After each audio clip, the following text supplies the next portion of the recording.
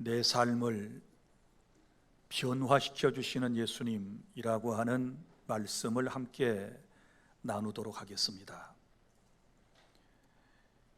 예수님을 만나서 예수님을 알고 올바로 믿는 사람에게는 반드시 구원과 변화의 역사가 일어나게 되는 것입니다. 성경에 보면 물질의 최고의 가치를 두고 살았으며 키가 작은 열등감 때문에 항상 남들보다 더 부지런히 쌓아서 높은 관직에까지 올랐지만 인생에 참 행복을 누리지 못했던 삭개오가 예수님을 만난 후에 그의 삶은 변화되었고, 남편을 5이나 둘 정도로 외롭고 고독했던 수가성의 한 여인이 예수님을 만나 전도하는 전도부인이 되었고, 유대교에 빠져 교회를 박해했던 청년 사울이 예수님을 만난 후에 바울이 되어 선교사의 사명을 감당했습니다.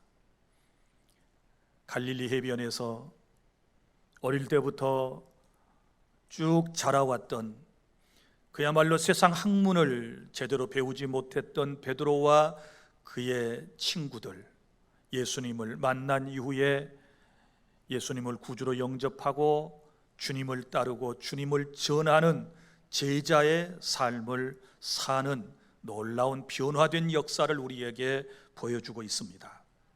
가난했던 사람들, 무시와 멸시와 천대를 받은 사람들, 병들어 고통받고 사탄에게 붙잡혀 인간다운 삶을 제대로 살지 못했던 사람들이 예수님을 만난 후에 해방을 얻고 진정한 자유를 누리며 행복하게 살았다는 놀라운 진리의 말씀을 우리는 성경에서 찾아볼 수 있습니다. 예수님을 만난 사람들마다 그들의 삶은 구원받았고 그들은 놀라운 변화를 체험했습니다. 그들의 삶은 치유가 되었고 마음에는 평안을 누리게 되었으며 기쁨으로 하나님을 섬기며 그들의 삶은 참으로 주님이 보실 때 아름다운 삶으로 살아갔습니다. 나는 오늘 여러분에게 이 말씀을 전하면서 저와 여러분에게도 예수님을 만남을 통하여 내 삶에 놀라운 변화가 일어날 수 있고, 또 여러분 자신에게도 놀라운 삶의 변화가 일어나기를 기대하며 오늘 또 말씀을 함께 나누고자 하는 것입니다. 오늘 말씀에 나오는 38년 된 병자에 대한 이야기를 여러분에게 전해드리겠습니다. 예수님께서 유대인의 명절이 되어 예루살렘에 올라가셨습니다. 예루살렘에 있는 양문 곁에 히브리 말로 베데스다라고 하는 못이 있었습니다. 우리가 지난번 느헤미야서 강해를 통하여 배운 바대로 느헤미야가 고국 예루살렘에 돌아와서 성벽 재건 공사를 했는데, 느헤미야 3장 1절 이하에 보면 맨 먼저 시작했던 곳이 바로 양문이라는 곳에서부터 공사가 시작되었다라고 하는 것 여러분이 기억하실 것입니다. 그리고 이스라엘 사람들은 성문의 이름을 동물의 이름을 따서 붙이기도 했습니다. 주로 말이 드나드는 곳을 마문, 마레문 이렇게 얘기를 했고, 또 바닷가에서 고기를 잡아가지고 운반했던 문들은 어문이라고 그랬고, 또 오늘 말씀에는 양문, 양들이 통과해 들어가는 문이라는 이 양문이라고 하는 말을 사용하고 있는 것을 볼 수 있습니다. 이 양문을 통해서 기드론 골짜기에 내려갈 수가 있었고, 특별히 이 양의 문은 성전에 제사를 할 때에 당시에는 제물이 필요했지 않았습니까? 그래서 많은 동물들, 하나님께 드릴 짐승들을 끌고 예루살렘 성전 안으로 들어갔는데 주로 양을 많이 끌고 갔습니다. 그래서 그 문을 양의 문이라고 붙이게 된 것이고, 지금은 그 문의 이름이 달라졌습니다. 지금은 성 스테반의 문이라고 그러는 것입니다. 그런데 이 양문 곁에 베데스다라고 하는 못이 있었습니다. 베데스다라고 하는 말은 은혜의 집 혹은 자비의 집이라고 하는 뜻을 가지고 있습니다.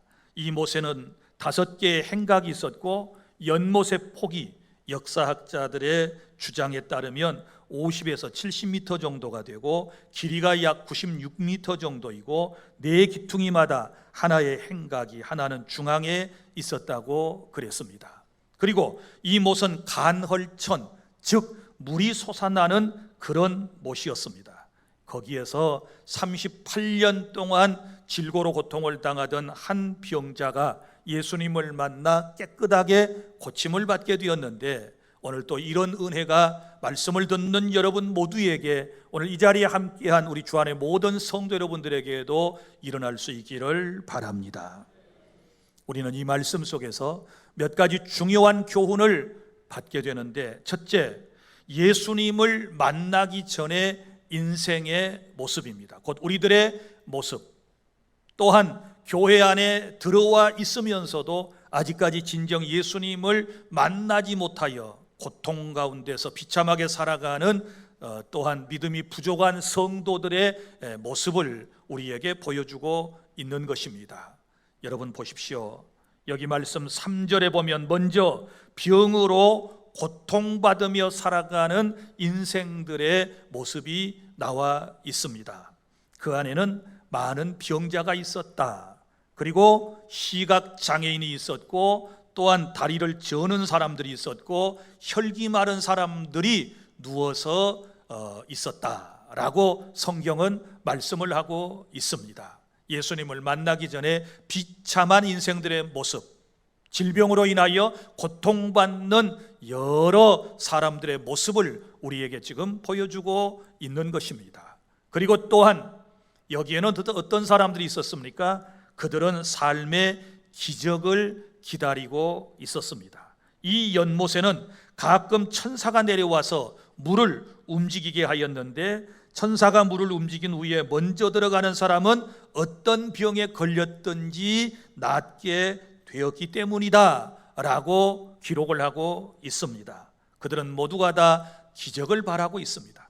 오늘은 내가 기적의 주인공이 되어야지, 오늘은 내가 맨 먼저 뛰어들어가 이 질고에서부터 해방받아야지 라고 하는 이런 바람과 기대를 가지고 거기에 항상 많은 사람들이 있었다라고 하는 것을 알 수 있는 것입니다. 사랑하는 여러분, 교회는 은혜의 집입니다.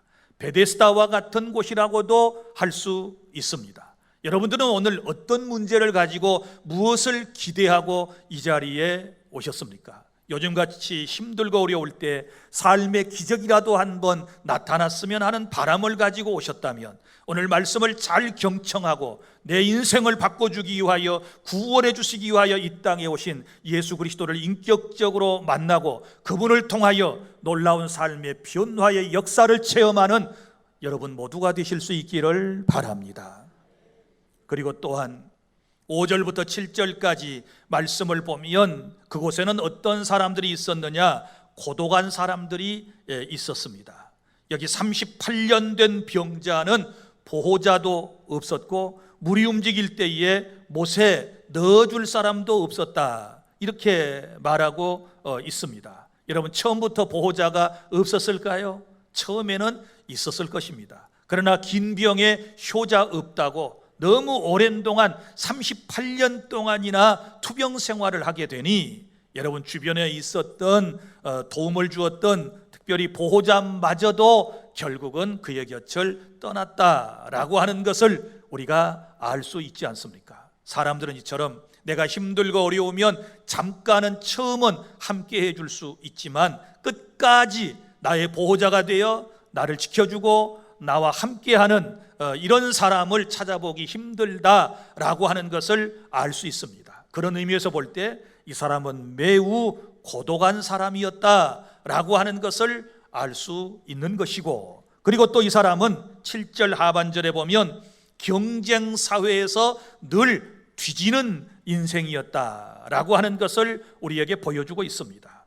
여기 말씀에 보면 내가 가는 동안에 다른 사람이 먼저 내려가나이다. 무슨 얘기입니까? 천사가 가끔 와서 물을 휘 저어놓게 되면 수많은 사람들이 대기하고 있다가 맨 먼저 뛰어 들어가서 자신의 병을 고치려고 하는데 이 사람은 늘 뒤지는 인생이 되었다라고 하는 것입니다.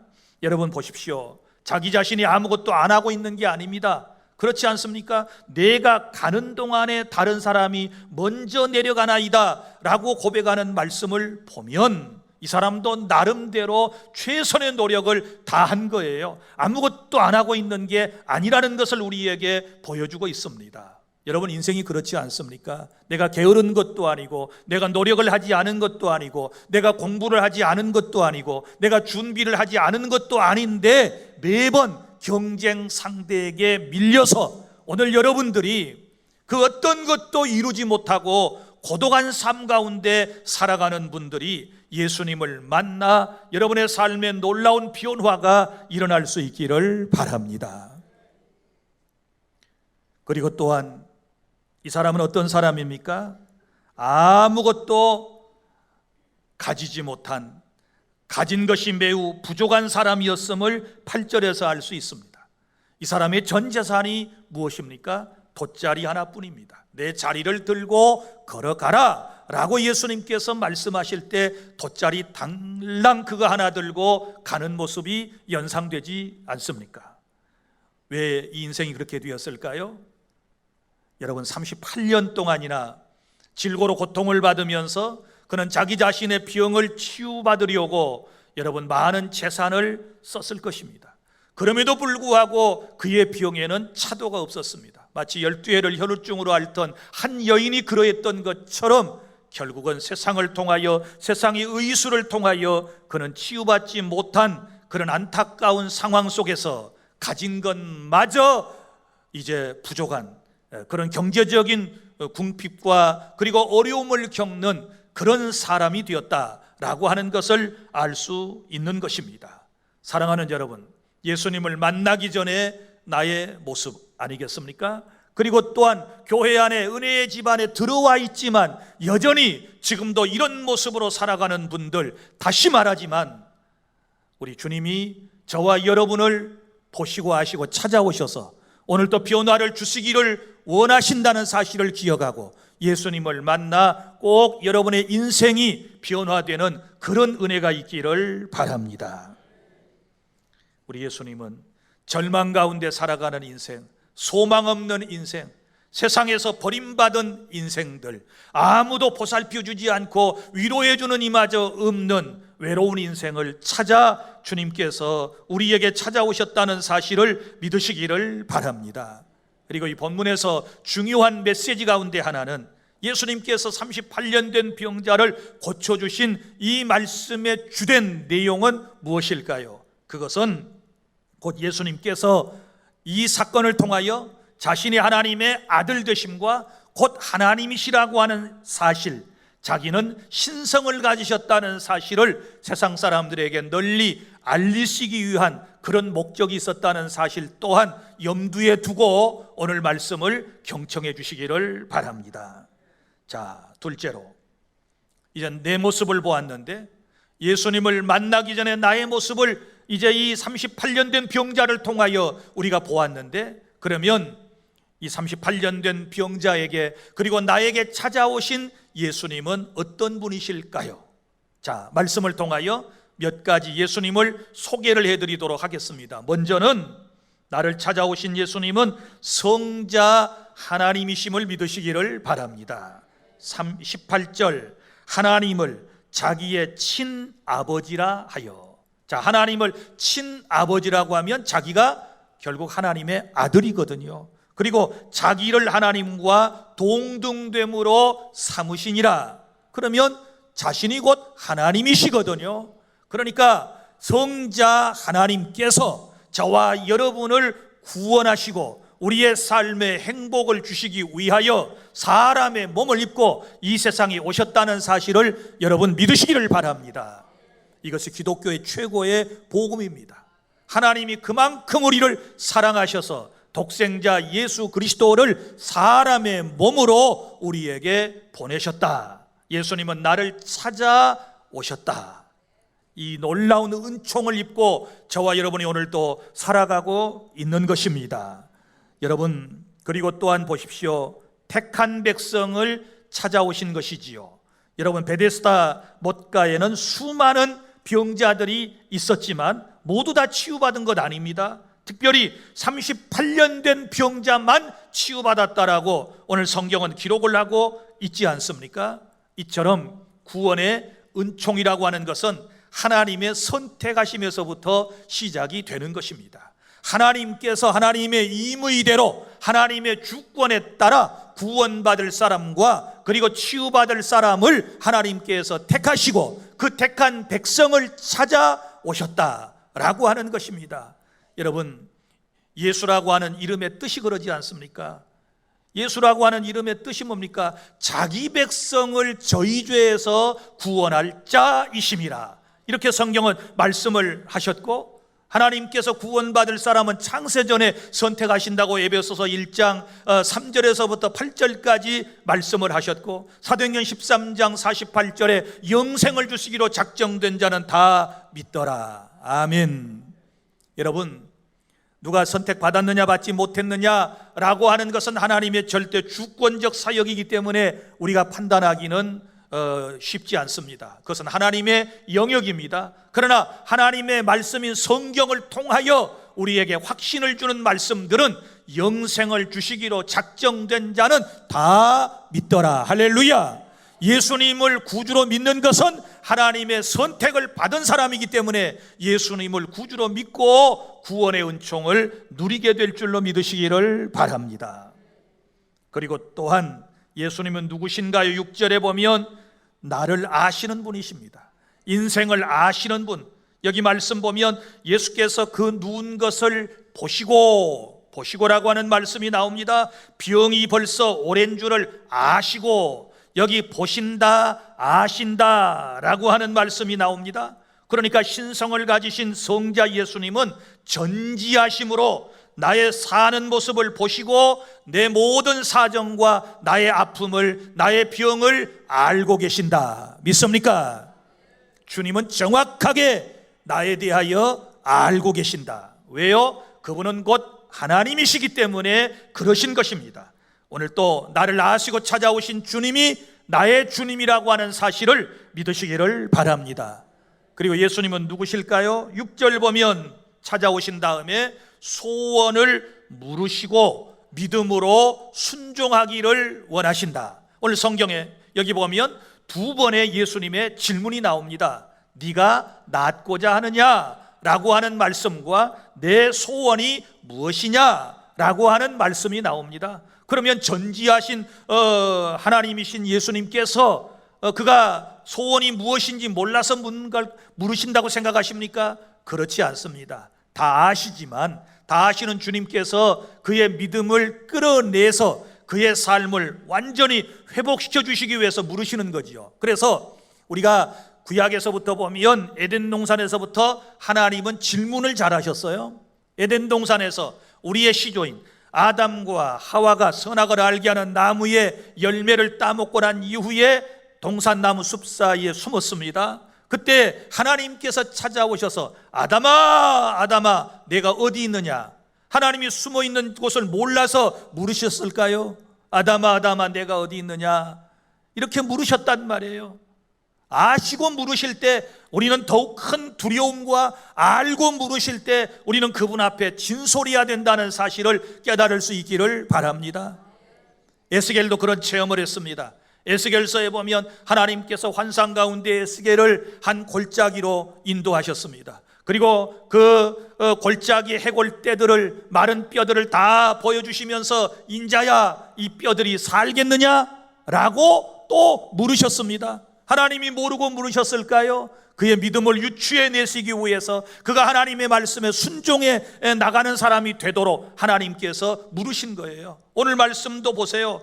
네가 낫고자 하느냐? 네 소원이 무엇이냐? 이렇게 물으신단 말이에요. 오늘 또 주께서 저와 여러분에게 질문을 하신다고 생각을 해봐요. 오늘 여러분들에게 어떤 질문을 하십니까? 성령이 각 사람에게 오늘 여러분들의 영혼을 향하여 여러분의 속사람에게 하시는 질문이 있을 겁니다. 이 말씀을 통하여 각자에게 주시는 질문이 다를 수 있습니다. 거기에 대하여 여러분들은 반응하셔야만 하는 것입니다. 그러니까 물으시는 것은 반응하라고 하는 의미예요. 대답을 하라고 하는 의미인 줄로 믿으시기를 바랍니다.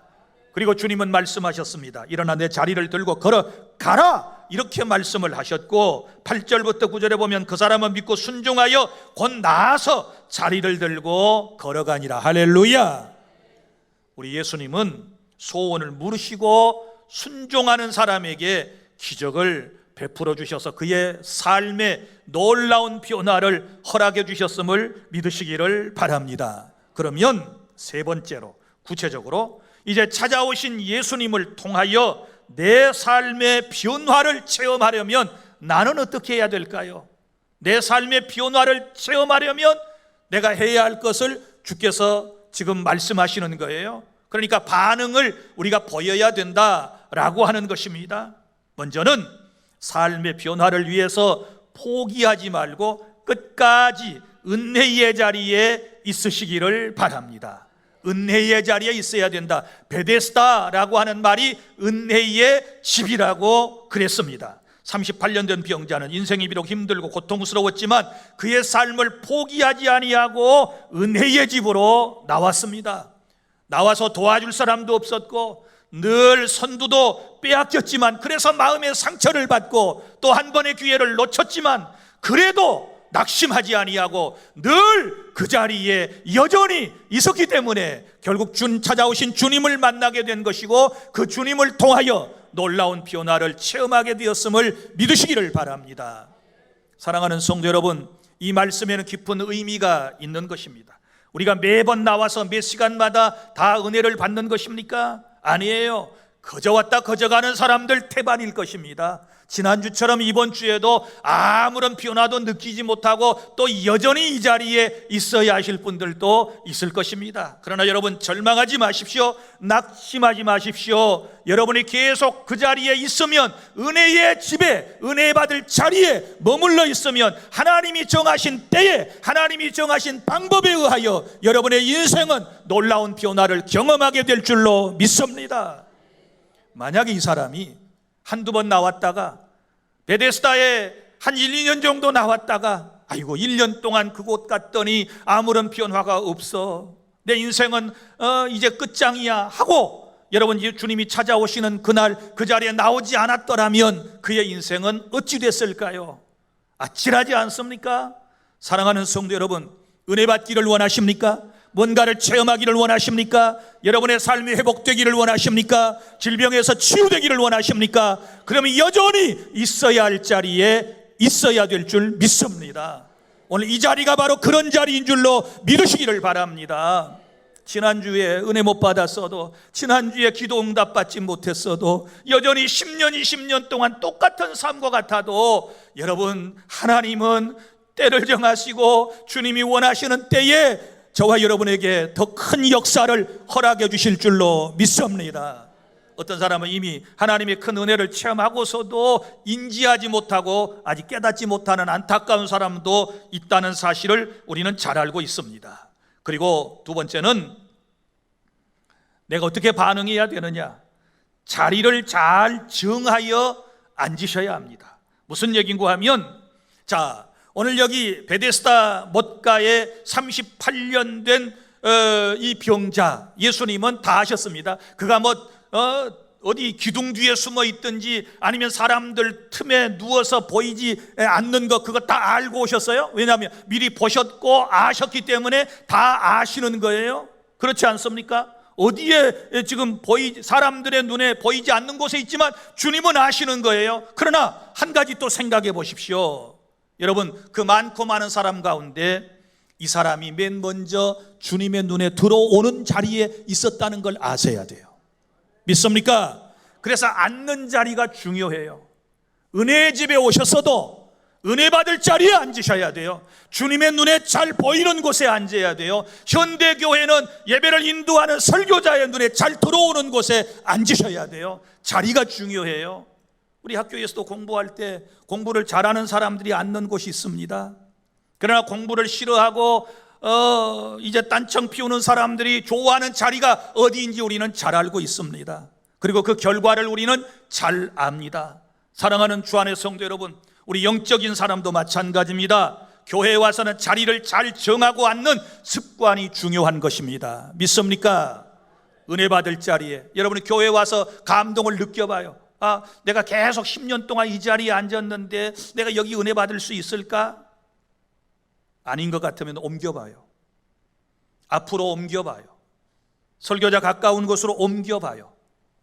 기둥 뒤에 로비에서 계속 예배했더니 믿음이 안 자라고 예배 시간 내내 핸드폰 들고 여기 검색하고 저기 검색하고 들락날락하는 사람 이리 쳐다보고 저리 쳐다보고 이래가지고 무슨 은혜의 자리가 될 수 있겠습니까? 그것이 기적의 자리가 될 수 있겠습니까? 내 인생이 변하는 자리가 될 수 있겠습니까? 여러분에게 나는 정중하게 권면합니다. 여러분, 은혜의 자리를 잘 정하여 앉으시기를 바랍니다. 그리고 세 번째는 자신의 소원과 사정을 솔직하게 하나님께, 주님께 말씀하시기를 바랍니다. 이곳에 나온 이유를 말씀드리세요. 오늘 이 무더위에 지금 휴가 막바지에 대부분의 사람들이 산으로 들로 해외로 지금 나간 사람들이 많이 있는데 나는 그럼에도 불구하고 이 자리에 지금 예배하기 위해서 온 이유가 뭔지를 주님께 말씀하십시오. 나 주님 사랑해서 예배하러 왔습니다. 주의 말씀 갈급해서 왔습니다. 은혜 받기 위해서 왔습니다. 내 삶의 체험을 받기 위하여 왔습니다. 나 하나님 나라 가는 당당한 백성 되기 위하여 내가 준비하기 위해서 왔습니다. 이 고백할 수 있어야 하는 것이고, 그리고 내 사정과 내 형편을 정직하게 말씀드려야 돼요. 내 영적인 상태를 여러분들 말씀드려야 돼요. 내 마음이 예배드리기에 충분하지 않습니다. 내 마음은 병들었고 내 마음은 낙심과 절망과 죄악이 내 마음에 가득 차 있고 내 삶은 엉터리였으며 하나님 보실 때 너무 한심스러운 삶이었습니다. 그럼에도 불구하고 내가 여기 온 이유가 있습니다. 내가 주님을 만나 나도 변화되기를 원합니다. 망가진 내 인생이지만, 실수와 허물투성이인 내 인생이지만 주님을 만나 나도 사람답게 살기 위하여, 신자답게 살기 위하여, 하나님 기적의 주인공이 되기 위하여 이 자리에 왔습니다. 솔직하게 하나님 앞에 내놓고 고백해야 우리의 삶에 변화가 일어나게 될 줄로 믿습니다.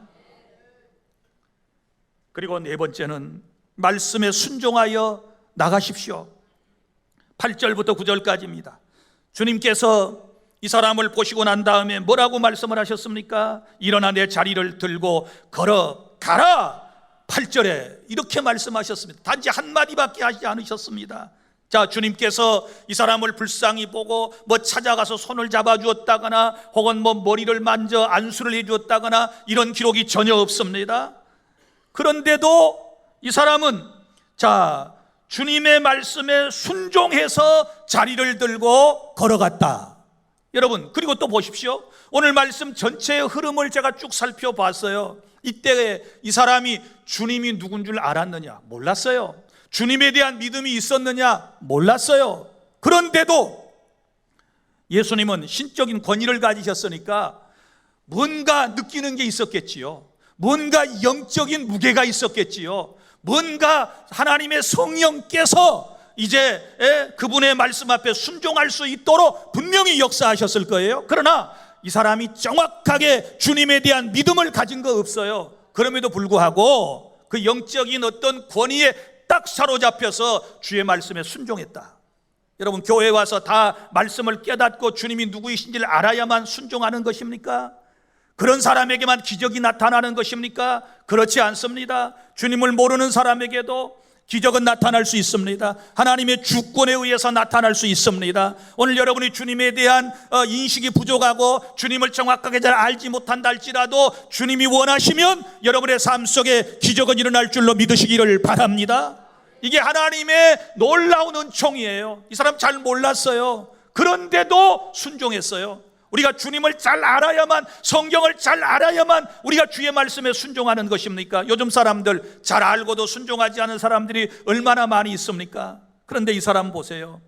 잘 모르는데도 그 영적인 권위 앞에, 하나님의 성령의 역사 앞에 순종했더니 기적이 일어나게 된 줄로 믿으시기를 바랍니다. 넷째, 마지막으로, 그럼 고침받은 후에 어떻게 살아야 할까요?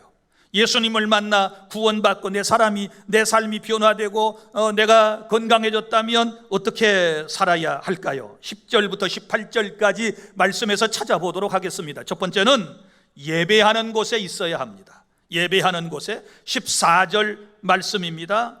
그 후에 예수께서 성전에서 그 사람을 만나, 어디에서 만났습니까? 성전에서.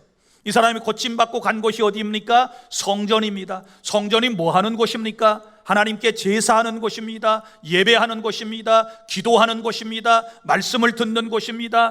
헌신을 다짐하는 곳이 바로 성전입니다. 곧 예배하는 곳을 의미하고 있는 것입니다. 사랑하는 여러분, 우리가 구원받았으면 진정한 변화를 더 여러분이 체험하기를 원하신다면 늘 예배하는 곳에 있어야 될 줄 믿습니다.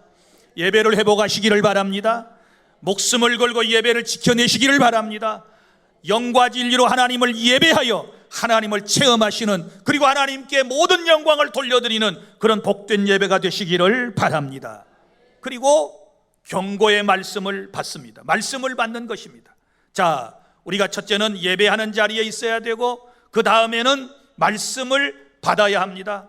자, 한번 변화받았고 체험했으니까 이제 말씀이 필요 없나요? 그렇지 않습니다. 계속해서 말씀을 받아야 합니다. 주님의 말씀을 여러분이 기억하세요. 14절 하반절, 보라 내가 나았으니 더 심한 것이 생기지 않도록 다시는 죄를 범하지 말라 하시니. 아멘.